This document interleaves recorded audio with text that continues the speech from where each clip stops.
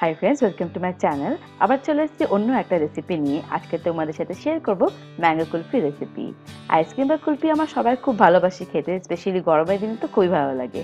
খুবই টেস্টি হয়, খুব কম টাইম লাগে তৈরি করার জন্য। তাহলে চলো দেরি না করে রেসিপিটা স্টার্ট করি।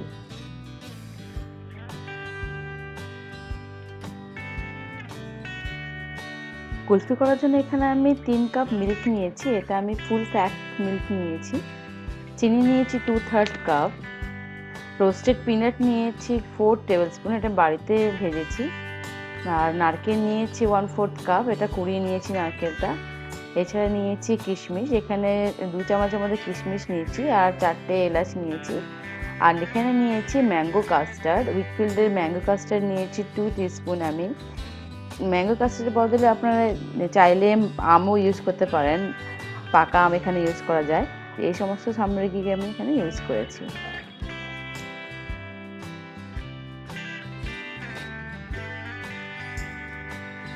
সবার প্রথমে গ্যাসটা অন করে দুধের কড়াইটা বসিয়ে দিলাম। আমরা যখনই দুধ ফোটাবো ফ্লেমটা মিডিয়াম রাখবো, না হলে দুধের কড়াইটা পুড়ে যাবে। এখানে দেখতেই পাচ্ছ আমার দুধটা ঘন হয়ে এসছে, দুধের উপর একটা সর বসেছে, চামচের সাহায্যে সরটা ভালো করে মিক্স করে নিচ্ছি, তাহলে দুধের মধ্যে সরটা ভালোভাবে মিশে যায়। আর কিছুক্ষণ ফুটিয়ে দুধটা ঘন করে নেব। দুধ যতই ঘন হবে আমাদের কুলফি ততই ভালো হবে। তো এখানে দুধটা ঘন হয়েছে, এর মধ্যে দিয়ে দেবো চিনি। 2/3 কাপ চিনি আমরা ইউজ করছি। তো চিনিটা ভালো করে দিয়ে দিচ্ছি, আর চিনি দিয়ে দেওয়ার পরে এটাকে ভালোভাবে মিক্স করে নেবো। তো মিক্স করার জন্য এখানে আমি চামচ ইউজ করছি। তো চিনিটা ভালো করে দুধের মধ্যে মিশিয়ে দিচ্ছি। আর চিনিটা মিশে গেছে, এরপরে যে ড্রাই ফ্রুটসগুলো আমরা ইউজ করছি সেগুলোকে একটুখানি ভেঙে নেব। তো এখানে আমি বাদাম ইউজ করছি, বাদামটাকে হামুল দিস্তায় দিয়ে একটু ভালো করে ছোটো ছোটো টুকরো করে ভেঙে নিচ্ছি। তো এখানে দেখতে পাচ্ছ হামুল দিস্তায় টুকরো করে নিচ্ছি। যখন কুলফির মধ্যে ড্রাই ফ্রুটসগুলো দেওয়া থাকে তখন খুব ভালো লাগে খেতে কুলফিটা।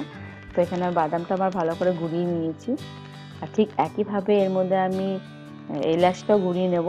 তো বাদামটা একটা বাটিতে বের করে নিচ্ছি। এবারে যে 4টে এলাচ আমরা এখানে নিয়েছিলাম সেই এলাচটাও আমি এবারে এর মধ্যে গুঁড়িয়ে নেবো। তো তোমরা এলাচের বদলে তোমরা এলাচের পাউডারও ইউজ করতে পারো, যেটা তোমাদের পছন্দ তোমরা সেইভাবে ইউজ করবে। তো এখানে এলাচের দানাগুলো দিয়ে দিচ্ছি, আর এটাকে ভালো করে গুঁড়িয়ে নেব। তো এখানে আমি হামুল দিস্তায় গুঁড়িয়ে নিচ্ছি, তোমরা চাইলে তোমরা মিক্সি জারেও তোমরা এটাকে গুঁড়িয়ে নিতে পারো। তো এখানে আমার এলাচটাও পাউডার তৈরি করা হয়ে গেছে, এটাকে একটা বাটিতে বের করে নেব।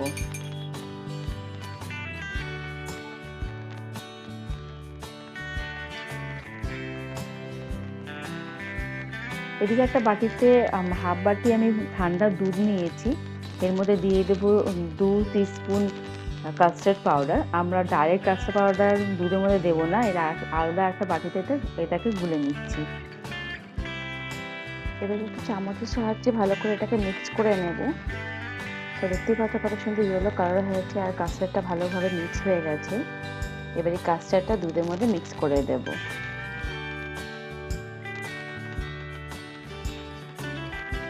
দুধে মিক্স করার আগে কাস্টার্ডটা আরেকবার ভালোভাবে নেড়ে নিতে হবে, যাতে নিচের তলায় বসে না যায়। তো এবারে ফ্লেমটা অন করে এক হাতে কাস্টার্ড দেবো, আর এক হাতে দুধটাকে ভালোভাবে নাড়বো।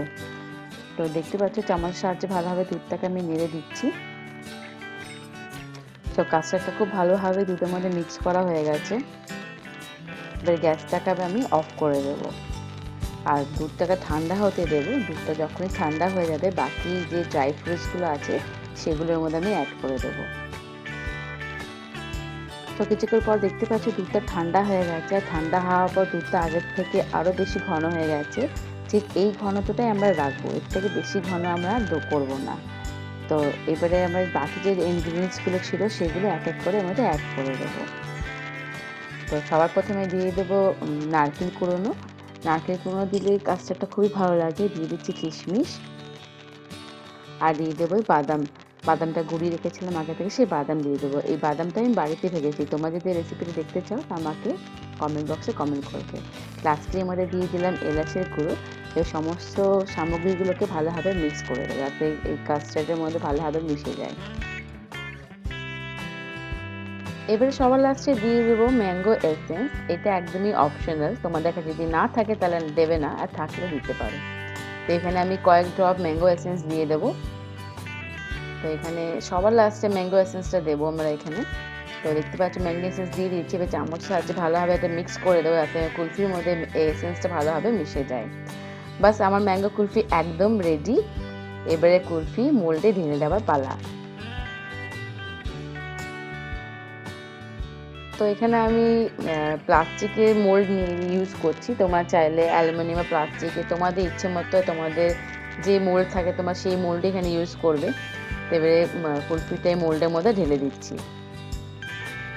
এই গরমকালে কুলফি বা আইসক্রিম খাবার স্বাদই আলাদা, খুবই ভালো লাগে খেতে। আর এটা যদি বাড়ির তৈরি হয় তাহলে কিছু বলারই নেই, খুব ভালো হয়, খুবই টেস্টি হয়, খুব তাড়াতাড়ি তৈরি হয়ে যায়, খুব কম ইনগ্রিডিয়েন্টস এখানে ইউজ করা হয়েছে। তো তোমরা অবশ্যই বাড়িতে তৈরি করবে, আমাকে কমেন্ট করে জানাবে কেমন হয়েছে তোমার এই কুলফি। আর যদি ভালো লাগে তো অবশ্যই লাইক, কমেন্ট আর শেয়ার করতে একদম ভুলবে না। তো দেখতেই পাচ্ছ কুলফি মোল্ডে ট্রান্সফার করা হয়ে গেছে। এরপর থেকে আমি ক্যাপগুলো পরিয়ে দিচ্ছি।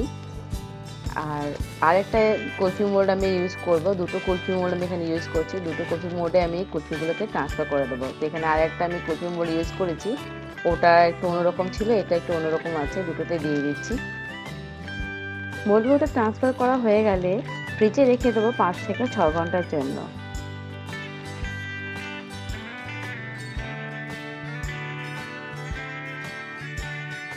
5 থেকে 6 ঘন্টা পর ফ্রিজ থেকে কুলফিগুলোকে বের করে নিয়েছি, খুব ভালোভাবে জমে গেছে। তোমাদের একটা বের করে দেখায়। তো দেখতেই পাচ্ছ কুলফিগুলো হয়ে গেছে, বের করে তোমাকে দেখাচ্ছি। দেখো কত সুন্দরভাবে জমে গেছে কুলফিটা, দেখতে যত ভালো লাগছে অবশ্যই খেতেও ততটাই ভালো লাগবে। তো আরেকটা কুলফি তোমাদের বের করে দেখাচ্ছি। দেখো দুটো কুলফি ঠিক একইভাবে জমে গেছে, খুব সুন্দর লাগছে দেখতে। তো আমার তো এই কুলফি রেসিপিটা বাড়িতে অবশ্যই ট্রাই করো, দেখবে প্রত্যেকটা কুলফিটা একই রকম হবে। আর যদি ভালো লেগে থাকে তো অবশ্যই লাইক করবে, শেয়ার করবে তোমার ফ্রেন্ডস আর ফ্যামিলিকে, সাবস্ক্রাইব করতে একদম ভুলবে না। তো আবার চলে আসবো অন্য একটা রেসিপি নিয়ে, যতক্ষণ stay tuned, stay with me. Thank you, by.